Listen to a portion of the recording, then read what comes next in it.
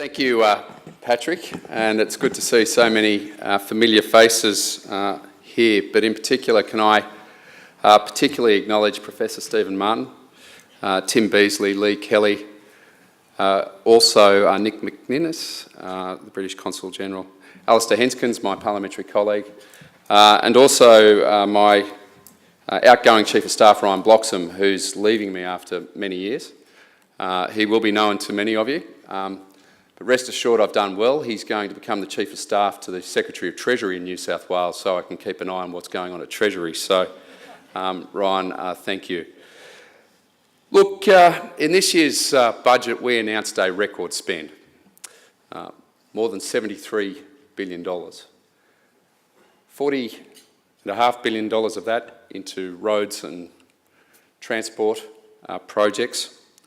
It wouldn't matter whether it's ICC Sydney Metro, North Connects, West Connects, the three light rail projects on the go in Sydney, Newcastle and Parramatta. Everywhere you look, there's more than 300 cranes in the skies, there's jobs on the ground. I could stand here for the next 20 minutes and talk at length about each of these projects. I could talk about the sound fiscal management that the Baird government finds itself as a result of hard work, and the amazing $16.2 billion we received last week with the long-term lease of Ausgrid.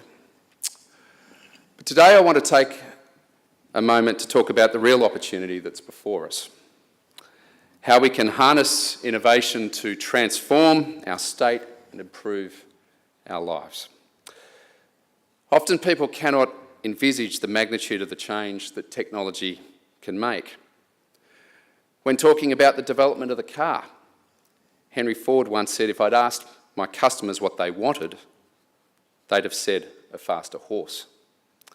Only recently I had the US Secretary of Transportation, he was in my office, and he was talking about the Hyperloop. I'd recommend you all go and Google it. I'm talking about innovation in the technology space and innovation in the way in which we fund projects. With increasing congestion on our roads and car ownership falling, particularly in inner city areas, we can no longer think about transport planning the way we used to. With the ever-increasing use of smartphones, we must embrace the opportunities this technology and innovation provides. Having recently visited Singapore, Hong Kong, Shanghai and Tokyo to learn about the transport systems and see what Asia could teach us, I was blown away. In Asia, transport interchanges are places to live, shop, work and commute. And this, of course, has inspired me to think about how our interchanges can be thought of differently. Right now, more than 270,000 people use Central Station every day, but the pigeons seem to like it more than the people. That's why I recently announced planning for a major revitalisation of Central Station.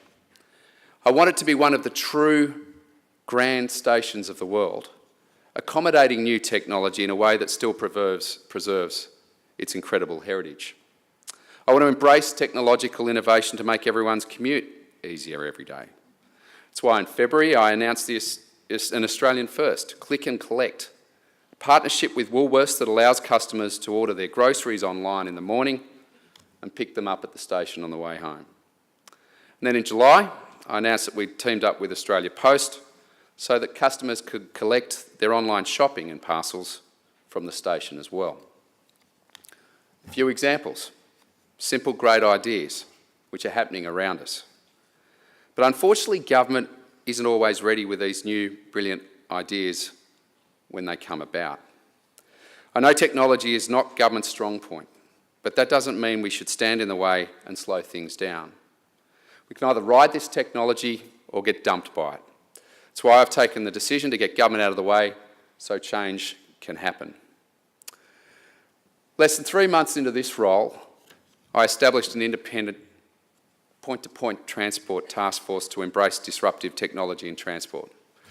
I don't call it disruptive, particularly given that Uber's in the room, but the point is that having legalised ride-sharing last December, I didn't want people to think this was just a policy to legalise Uber. It wasn't. It's greater than that. I repealed 50 bureaucratic taxi and hire car regulations that restricted the industry's ability in those sectors to innovate.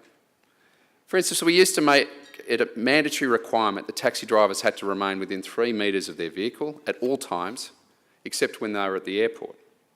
We had a regulation that stated you must wait 15 minutes for a customer unless a different time was agreed. And we used to specify that every single wheelchair accessible taxi had to carry a baby capsule. This kind of prescriptive regulation did nothing but increase costs for taxi operators and tried to tell them how to run their own businesses. Despite how politically difficult the reform was, I learned a very useful lesson from the Uber and taxi situation. Government should not stick its head in the sand when smart technology emerges. It should rise to the challenge, work out how it can be used safely, and then get well and truly out of the way. I've made it clear to my agency that never again should we be sitting around waiting to see what technology means for transport customers. Regulators must be agile.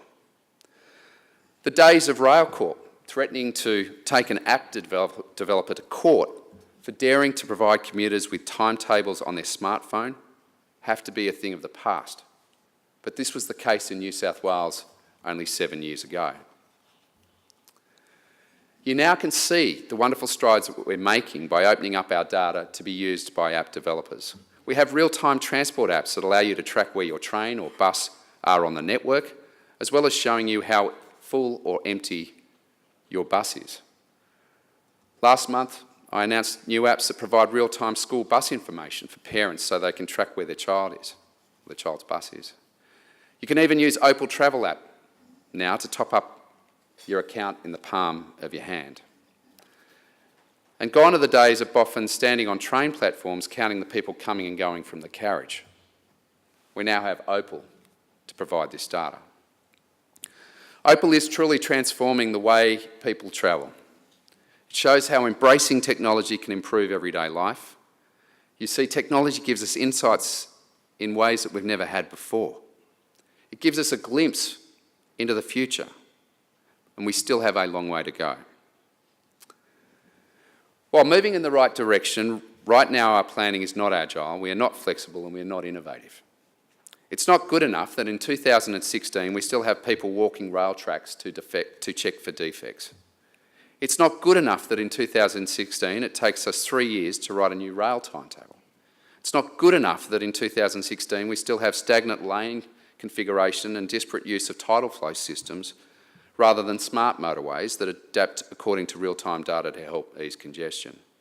I can assure you that Duncan Gay is investing heavily here to make this a reality.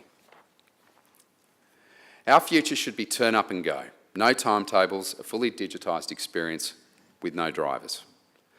My 7-year-old stepson, Will, who attends Browley Public School in country New South Wales, is currently learning source code.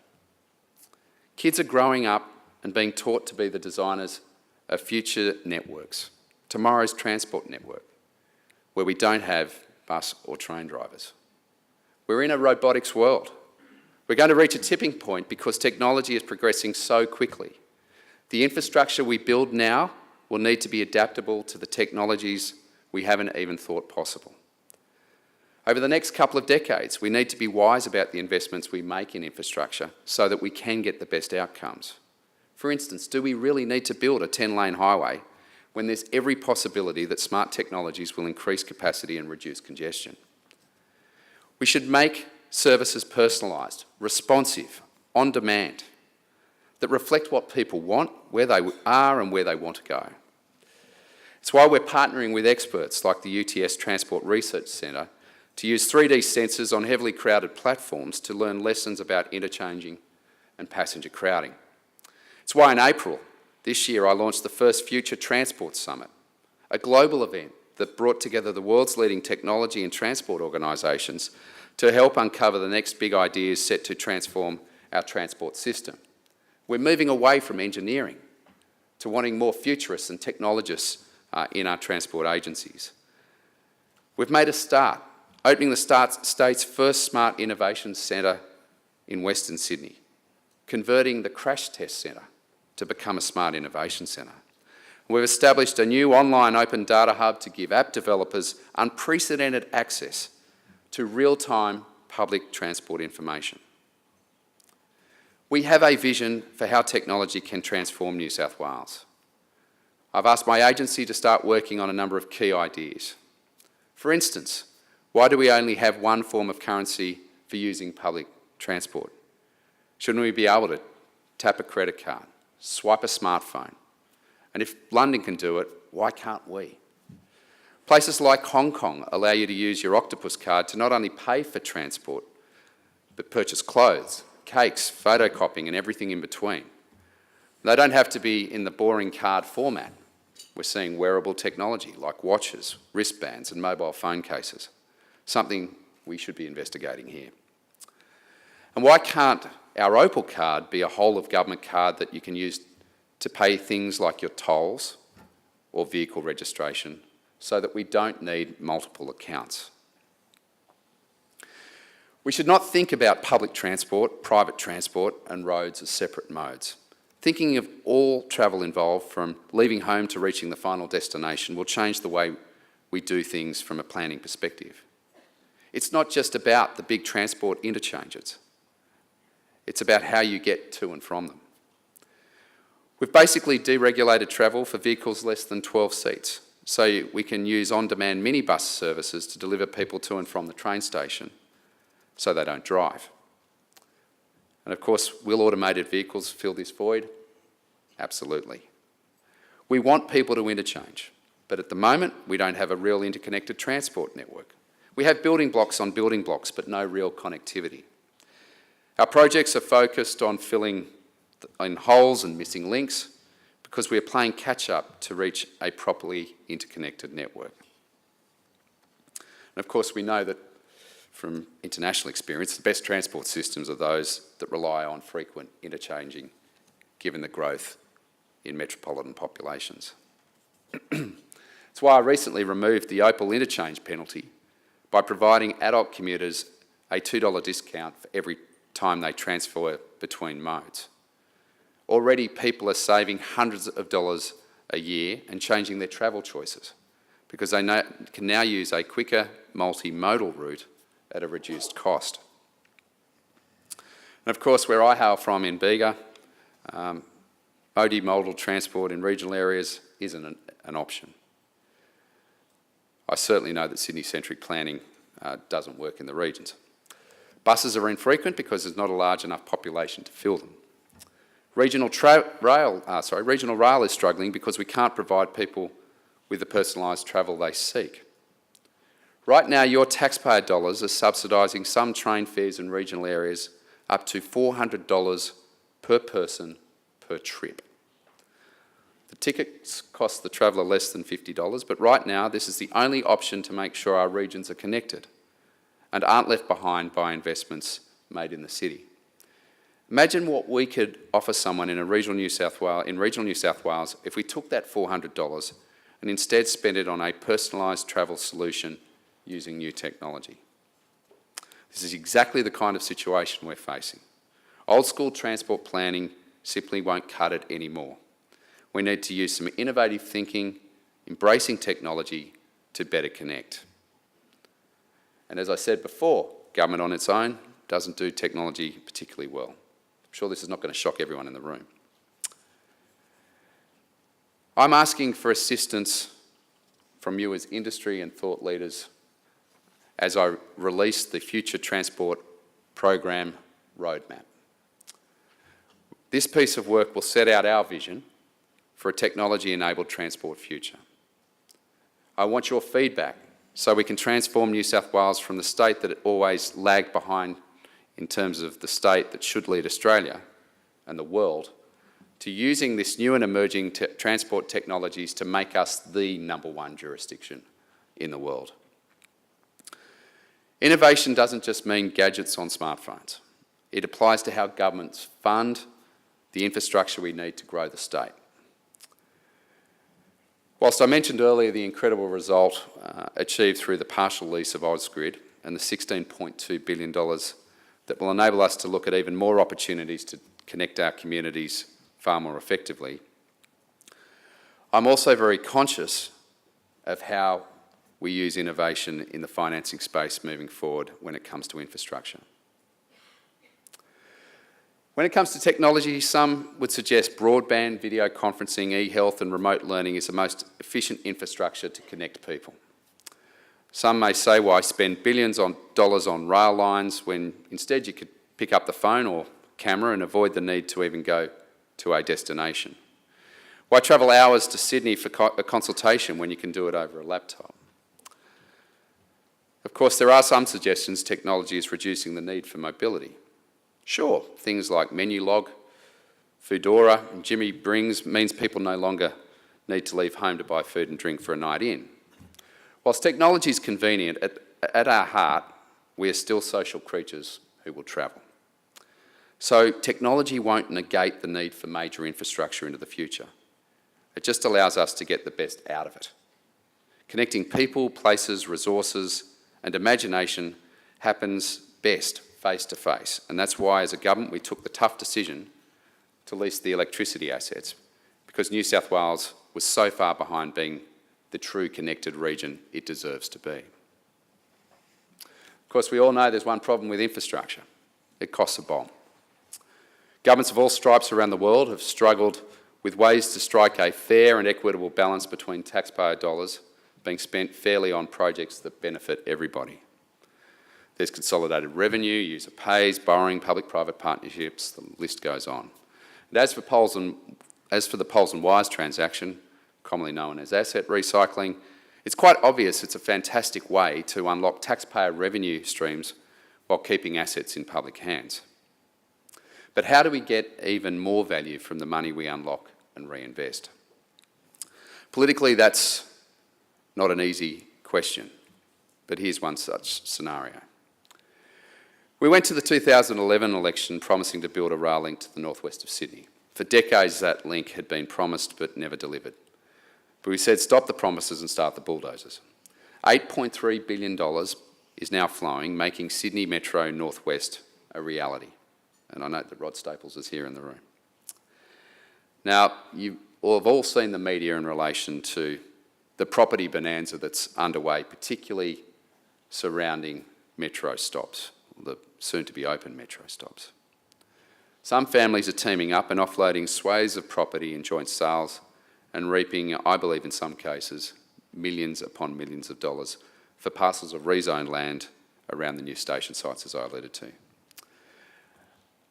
And whilst many people out there have waited for decades for the infrastructure that's been forthcoming, some, of course, are selling up and moving on.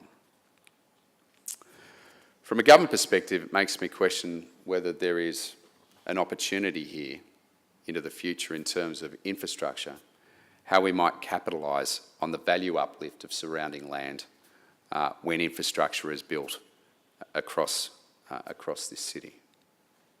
Should maybe a small contribution be made from those making significant windfall gains to be spent on other much needed infrastructure in other parts of the state?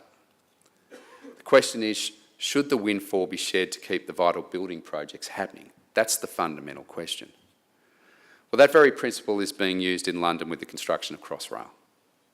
A mammoth new tube line is being partially funded by the precincts around the new stations, who are contributing some of their value uplift to help build the project. This means over 60% of Crossrail's funding came from Londoners and London business through the Crossrail Business Rate Supplement and the Community Infrastructure Levy. These funds weren't drawn from mums and dads who live next door or the local dentist with a tinnitus surgery. They are primarily drawn from larger businesses and developers who stand to make significant windfall gains from the construction of Crossrail. And isn't this funding source worth at least considering here in New South Wales? I believe it can assist in creating a virtuous cycle of infrastructure investment. This government's willing to try. In December last year, we announced a similar principle would be used to help build the Parramatta Light Rail project. A special infrastructure contribution that would be set at around $200 a square metre along the final corridor. It's a new approach to a long-time problem we hope can make inroads into funding major rail projects into the future. Despite our recent successes in asset recycling, There is no bottomless pit of money. We must keep innovating to ensure we keep the state moving, all while we're keeping the balance sheet healthy. No one is for 1 second claiming value sharing is a silver bullet. At best, it's just another weapon in the arsenal. But let's try to get it right. Wouldn't it be a great change as a politician to not just promise projects, but be able to ensure and guarantee the dollars to make the promises materialise? Now, whilst this government has been doing that, we all know that previous governments have made the announcements without the funding sources. As representatives of our many and diverse communities, we have a responsibility not only to talk about things that should happen, but actually make them happen. And I believe as a government, the Baird government, we are doing that. I'm incredibly lucky to be the Minister for Transport and Infrastructure in the Baird government. We're at a time in our history, an unprecedented time in our history, where we have not seen this degree of infrastructure built across our community. There's no doubt history will look back on this time very kindly. When people jump on the metro, that will be the game changer that Mike Baird delivered. When people get on the Parramatta Light Rail, that will be the revitalisation catalyst that Mike Baird built. And of course, when people get on WestConnex, bypassing 52 sets of traffic lights, that will be the time saver that Mike Baird and his government built. As I've said, we don't have all the answers. We have to have strong collaboration and partnerships to be able to deliver all of these major infrastructure projects.